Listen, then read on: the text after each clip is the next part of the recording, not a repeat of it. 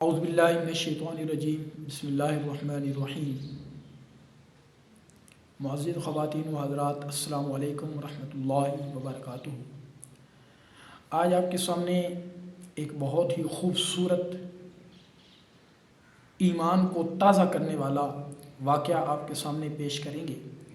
تو میری تمام سننے والوں سے گزارش ہے کہ اس ویڈیو کلپ کو اینڈ تک لازمی سنیے گا تاکہ آپ کا ایمان تازہ ہو، آپ کا دین کے ساتھ، علم کے ساتھ جو ہے وہ لگاؤ میں اضافہ ہو۔ 3 دوست تھے،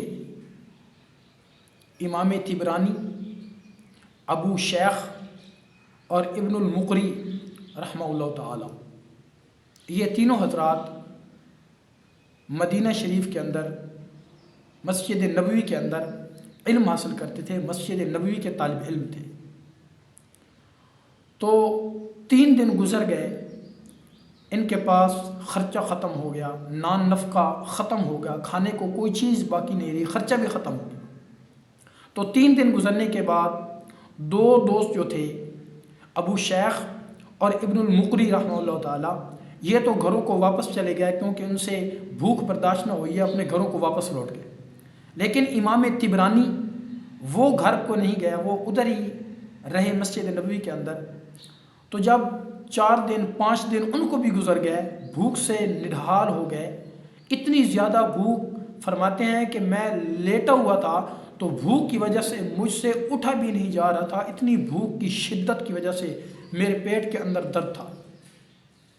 تو فرماتے ہیں کہ میرے ذہن کے اندر ایک خیال آیا کہ طبرانی، تم تو مسجد نبوی کے طالب علم ہو، مدینہ شریف کے طالب علم ہو، اور مسجد نبوی اور مدینہ شریف میں یہاں پر تو میزبان اللہ کے حبیب صلی اللہ تعالیٰ علیہ وسلم ہے، تو پھر تمہیں پریشان ہونے کی کیا ضرورت ہے؟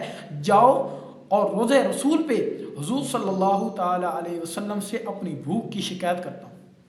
تو امام طبرانی فرماتے ہیں کہ میں اٹھا اور مواجہ شریف پہ تشریف لے گیا، اور وہاں جا کے میں نے سلام کیا، اور سلام کے بعد میں نے عرض کی، یا رسول اللہ الجوع، یا رسول اللہ صلی اللہ تعالیٰ علیہ وسلم، بہت زیادہ بھوک لگی ہے، بہت زیادہ بھوکا ہوں، بھوک کی وجہ سے میری یہ حالت ہو چکی ہے کہ میں لیٹا ہوں تو اٹھ کے بیٹھ نہیں سکتا، بیٹھا ہوا ہوں تو کھڑا نہیں ہو سکتا، یا رسول اللہ بہت شدت کی بھوک لگی ہے۔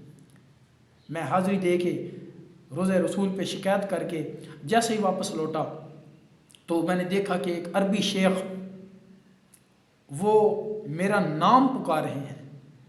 تو میں ان کے پاس گیا اور ان سے پوچھا، اور جب ان کو دیکھا تو ان کے ہاتھ کے اندر سالن کی ہنڈیاں تھی اور روٹیاں تھیں، اور وہ میرا نام پکار رہے ہیں، میرے نام پکار کے مجھے بلا رہے ہیں۔ تو میں ان کے پاس گیا تو میں نے ان سے کہا کہ آپ کو میرا نام کس نے بتایا، آپ کو میرے بارے میں کیسے پتہ چلا؟ تو وہ شیخ فرمانے لگے کہ میں مسجد نبوی کا پڑوسی ہوں، یعنی مسجد نبوی کی دیوار کے ساتھ جو ہے وہ میرا گھر ہے۔